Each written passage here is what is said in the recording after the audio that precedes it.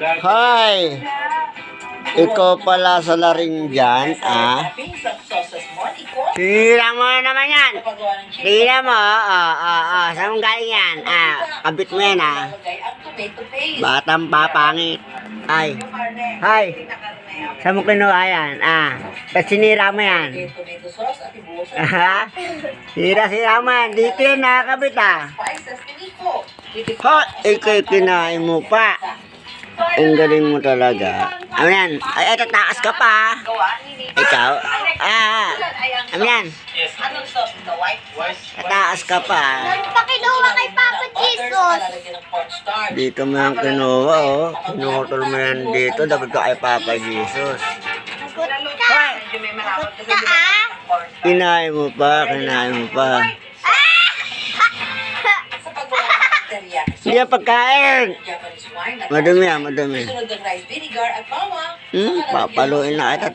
Sinira. Guys. Sinira niya, guys. Stencil yan, Sinira ng wala ang yan nato. Ito, sinira nito. Nakakabit yan dito,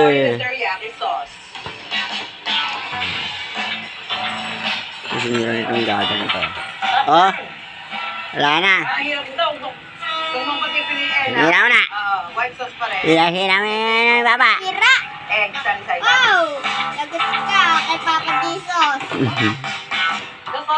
Sinira mo na. Tatlo yung tinikman ko pero lahat sila Wawa. Sisi, yung tip nila talagang malaksa. Napakasarap, sabit.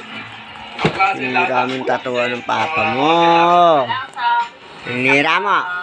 Solid talaga. Creators.